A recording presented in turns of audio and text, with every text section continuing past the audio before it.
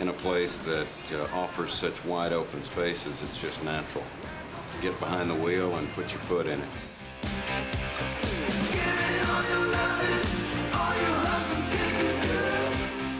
Well, Texas is like a woman. I mean, some are flat and some are not. I mean, it depends on what part of Texas you're in. So the cars are that way. You gotta whip it up and hit me like a ton of lead.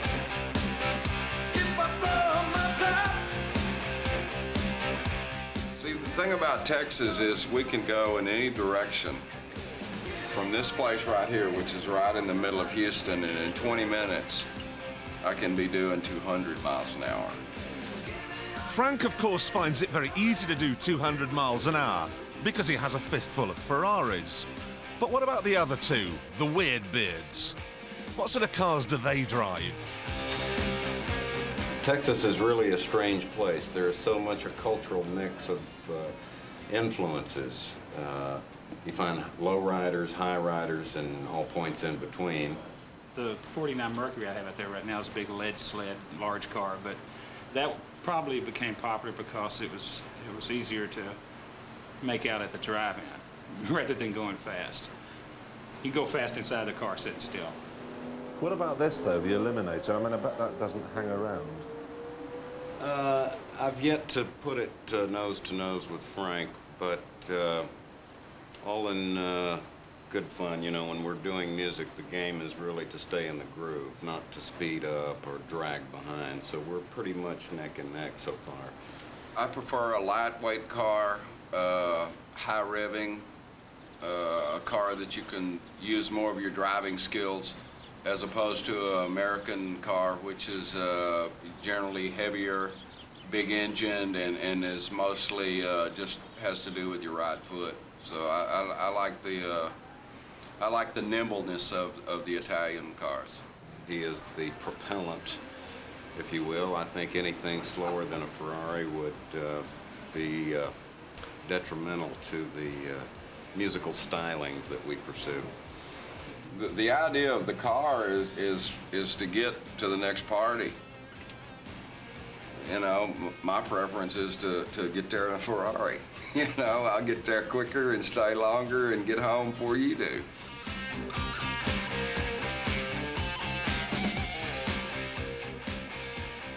This awful Chevrolet Corvair is worth about 41p.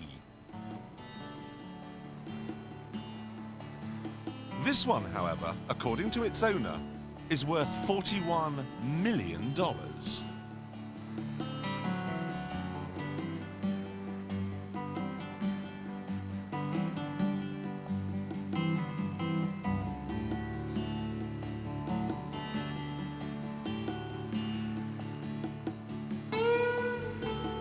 Well, this car is left to the world, museums, in memory of my dear departed wife, Jean K. Kendall Battenfield. Her life was snuffed out between a car and a truck on I-40 in Washington here in Amarillo, Texas.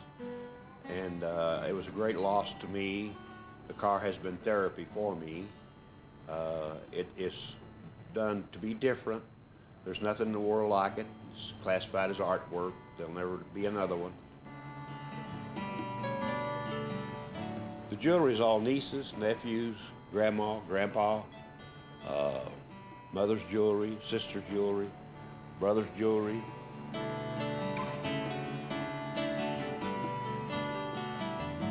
This little Sato watch here was given to me by a little girl out here at the park one day. She took it off her wrist. I'm sure the little watch meant a lot to her. Probably cost $4 or $5. That means a lot to me, that little girl would give up her worldly good, her possession, the little watch, take it off her arm, and ask me to put it on the car. He's even put his purple heart on it. But if it's purple prose you're after, get me out of here and into the seminal Texas car, the Chevy El Camino SS.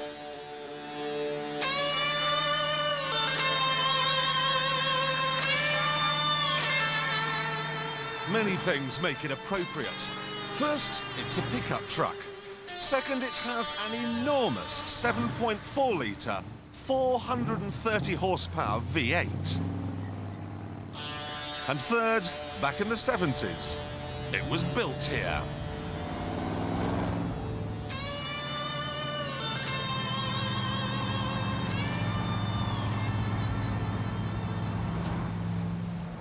It's got a competition clutch, 4 on the floor. She purrs like a kitten till the lake pipe roar. If you think ZZ Top are loud, just check this out. Those exhausts, they're not just pipes, they're musical instruments. 6-foot Fender Strats. You could get very, very fond of this car.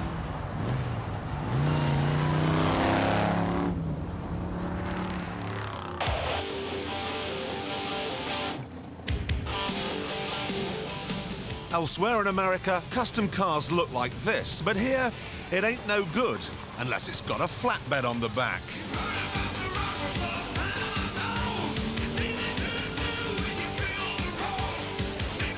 Even the Texan Latins, with their penchant for cars that jump, have caught the pickup bug.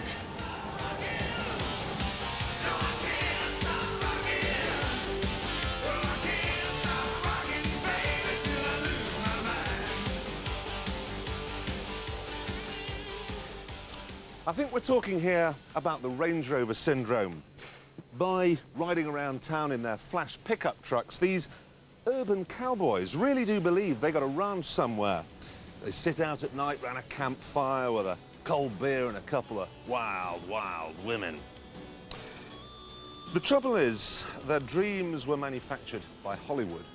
The Texas reality is rather different.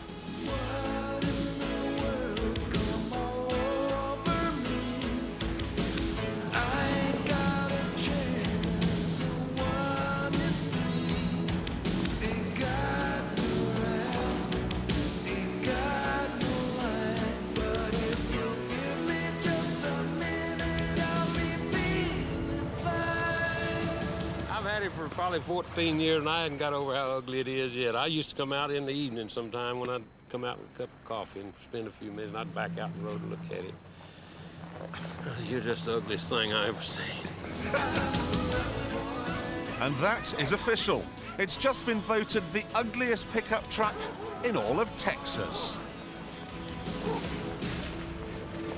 Ugly can become so ugly it's pretty.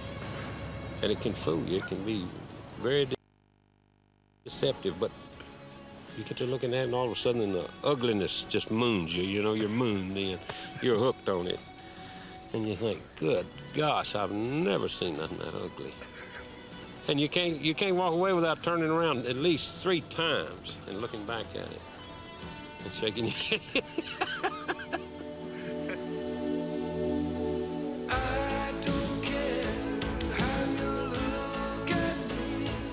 I've actually had people to throw their stuff down and run in the house when they see me coming down the road. I'm serious. This one guy, I could see him about 3 blocks away. And I was watching him, and he walked out a little further, and his neck was actually stretching. He was looking at me coming down that road. And as I got closer, he started stepping back, and within about 3/4 of a block, he actually throwed his water hose down.